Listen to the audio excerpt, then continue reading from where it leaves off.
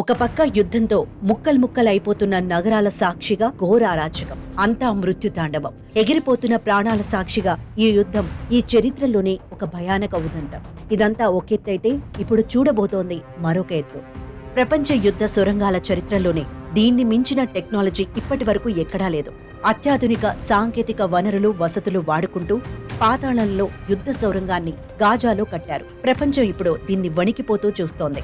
గాజాలోని Hamas ఉగ్రవాదులతో పోరాడుతున్న Israel సైన్యం concrete ఇనుప పట్టీలతో నిర్మించబడిన భారీ సొరంగాన్ని కనుగొంది.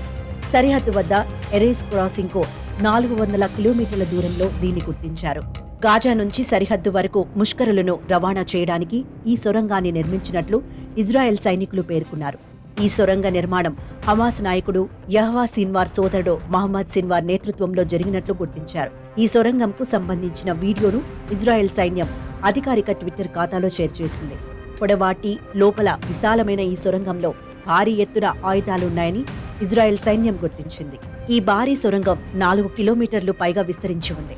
దీని ప్రవేశ ద్వారం ఎరేస్ క్రాసింగ్ నుంచి 400 మీటర్లు మాత్రమే ఉందని ఇజ్రాయెల్ సైన్యం ట్విట్టర్లో పేర్కొంది. ఇజ్రాయెల్ ఆసుపత్రులలో పనిచేయడానికి, వైద్య చికిత్స కోసం ఇజ్రాయెల్లోకి ప్రవేశించడానికి దీనిని రోజువారీ ప్రయాణానికి ఉపయోగించేవారని ఇజ్రాయెల్ సైన్యం పేర్కొంది. ఇదిలా ఉంటే ఇజ్రాయెల్ వివాదం ప్రారంభమైనప్పటి నుంచి గాజాలో 800 సొరంగ కారిడార్లను కనుగొన్నట్లు ఇజ్రాయెల్ సైన్యం తెలిపింది. వాటిలో 500కి పైగా సొరంగాలను ధ్వంసం చేశారు.